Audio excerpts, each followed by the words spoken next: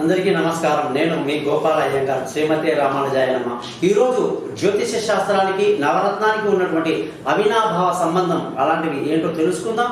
మీరందరూ కూడా ఈ ఛానల్ని సబ్స్క్రైబ్ చేయడం మీ ధర్మంగా భావిస్తారని ఆశిస్తూ, మీకోసం మేము అహర్నిశలు కష్టపడుతూ మీకు ఎన్నో సమాచారాలు, వారఫలాలు, దినఫలాలు అన్నీ ఇస్తుంటాం. కాబట్టి మా పట్ల మీరు మంచి అభిప్రాయంతో ఉండండి. మీ జాతకాలు తెలుసుకోవడానికి కోసం మా యొక్క ఛానల్ని సబ్స్క్రైబ్ చేయండి.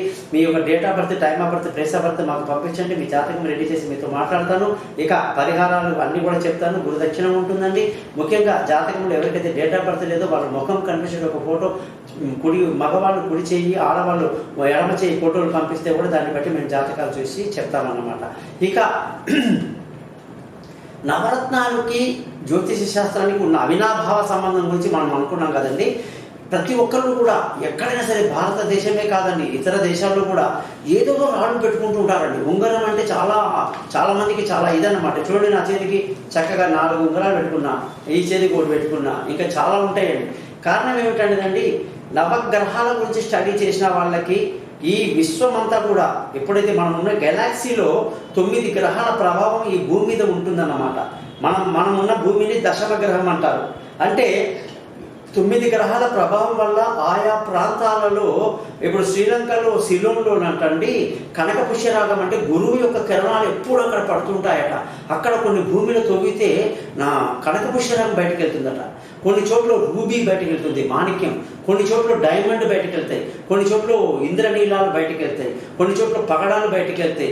భూమి మీద ఎక్కడ తవ్వినా కూడా గోమేధికము, వైడూర్యము ఇలాంటి రకరకాల రాళ్ళు అన్నమాట అద్భుతంగా ఆ గనుల నుంచి బయటకు తీసి వాటిని శుద్ధి చేసి వాటిని చక్కగా సూరత్ లాంటి పట్టణాలకు పంపించి 3 క్యారెట్లు, 4 క్యారెట్లు, 5 క్యారెట్ల షేప్ కింద వాటిని కట్ చేసి చక్కగా ఇస్తారన్నమాట.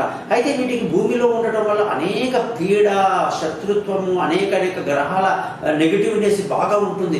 అందుకే దాన్ని శుద్ధి చేయడమే కాకుండా పండితులు ఎవరైతే మంచి శాకాహారం తినేవాళ్ళు, ఎప్పుడు గాయత్రి చేసేవాళ్ళు, ఎప్పుడు మంత్రాలు బాగా చదువుకునే వాళ్ళు ఎవరైతే ఉన్నారో వాళ్ళకి ఇచ్చి దానికి జపాలు ఉంటాయండి. ఒక్కొక్క రాయి అంటే ఒక్కొక్క గ్రహానికి ఇన్ని జపాలు అని ఉంటాయి. అవి చేయించుకున్న తర్వాతనే దాన్ని మనము ఏ మెటల్లో పెట్టాలో కూడా మనం తెలుసుకొని పెట్టుకోవాలండి. ఏది పడితే అది బంగారంలో పెట్టకూడదండి. అది ఒక పద్ధతి ఉంది, అది కూడా మీకు తెలియజేస్తాను. ఇకపోతే నవగ్రహాల విషయంలో జ్యోతిష శాస్త్రంలో లగ్నానికి అందరూ మా లగ్నం ఇది అని ఆ లగ్నానికి ఆ రాయి పెడతారు. కొందరు మా రాశి ఇది అని రాశికి పెడతారు. కొందరు మా నక్షత్రం ఇది అని నక్షత్రానికి పెడతారు. కొందరు మాకు జరుగుతున్న దశ ఇది అని దశకు పెడతారు. కానీ ఒక్కొక్కసారి లగ్నానికి దశకు పడకపోవచ్చు. పొరపాటున మనము దశ బాగుంది కదా, దశకు వేసేసామనుకుంటే లగ్నం ఎఫెక్ట్ అయిపోతుంది. అందువల్ల పెద్ద దెబ్బ పడిపోతుంది అనమాట.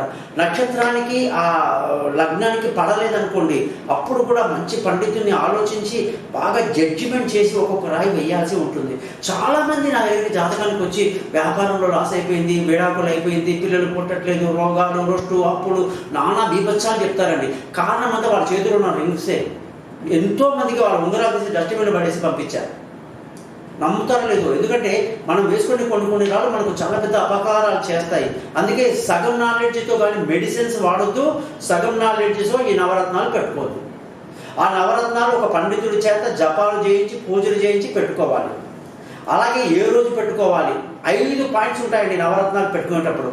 ఈ నవరత్నం పెట్టుకునే రోజు ఏమిటి, ఆ రోజు ఏ దేవుడి దగ్గరికి వెళ్ళి పూజలో పెట్టి అర్చన చేసి వెయ్యాలి, ఆ ఉంగరాన్ని 2 చెంచా పాలలో నీళ్ళలో కడిగి చందనము, కుంకుమ పెట్టి స్వామి కాళ్ళ దగ్గర పెట్టి ఆ పూజ అయిన తర్వాత దాన్ని ఏ వేడికి ధరించాలి, ఏ మంత్రాన్ని ఎన్నిసార్లు చదవాలి, అలాగే ఆ రోజు తీసుకోవాల్సిన నియమాలు ఏమిటి, అలాంటివన్నీ కూడా మేము చక్కగా వివరిస్తామన్నమాట. అలా వేసుకున్న వేల మంది మా దగ్గర ఇప్పటిదాకా ఎంతో సంతోషంగా, ఆనందంగా అన్ని రంగాల్లోనండి. సినిమా ఫీల్డ్ అయితే నెంబర్ 1 అనుకోండి. వ్యాపారస్తులు, రాజకీయ నాయకులు బోల్డ్ మంది ఉంటారు. అందరూ కూడా మా దగ్గరికి రెగ్యులర్గా వస్తుంటారు. కారణం ఏంటంటే మేము ఏ లగ్నానికి ఏ రాయి వేయాలి, ఏ నక్షత్రం వాళ్ళకి పడదు, ఏ దశ సరిగ్గా లేదు, ఏ విధంగా వేస్తే ఏది మంచిది, ఏది చెడు, అన్ని విషయాలు బేరీజు వేసి వేస్తామండి. అంతేగాని తొందరపడిపోయి ఏదో ఒకటి పెట్టేసుకొని నానా అవస్థలు పడ్డ వాళ్ళైతే 99% నా దగ్గర ఉన్నారని చెప్పేసి మీకు నేను మాట ఇస్తున్నాను. కాబట్టి మీరందరూ గ్రహించాల్సింది ఏంటంటే, ఒక్కొక్కసారి ఈ నవరత్నాలు ప్రాణాంతకం కూడా అవుతాయి. కుటుంబంలో నష్టాన్ని కలిగిస్తాయి, వ్యాపారంలో నష్టాన్ని, ఉద్యోగంలో ఇబ్బందుల్ని, అనేక రకాల ఆర్థిక ఇబ్బందులు అన్నీ కూడా కలిగించడానికి కారణము మనం ఏ రాయి ధరించాలి, ఏ రాయి ధరించకూడదని తెలియకపోవడం వల్ల మాత్రమే అనేది మీరు గ్రహించాలి. కాబట్టి ఏ రాయి పడితే ఆ రాయి వేయొద్దండి, విరిగిపోయిన రాయి వేయొద్దు. 3 క్యారెట్లు 4 క్యారెట్ కంటే ఎక్కువ అధికంగా ఉన్న బరువున్న రాయిని పెట్టకూడదు. అది కొన్ని రాళ్ళని కేవలం వెండిలోనే పెట్టాలి, కొన్నింటిని మాత్రమే మనం బంగారంలో పెట్టుకోవాలి. ఇలాంటి విషయాలన్నీ కూడా మీకు తెలియజేయడానికి మేమున్నాం. మీరందరూ కూడా మా యొక్క ఛానల్ని సబ్స్క్రైబ్ చేస్తూ మమ్మల్ని కాంటాక్ట్ చేయండి. మీకు ఎటువంటి రత్నాలు ధరించాలి, ఎంత సరసమైన ధరలో ఉంటుంది, దానికి ఏ విధంగా మీరు మంత్ర పూజలు చేయాలని అన్నీ నేను చెప్తాను. తప్పకుండా మీరు నన్ను కలుస్తారని ఆశిస్తూ మీ నుంచి సెలవు తీసుకుంటున్నాను. మీ గోపాలయ్య గారు.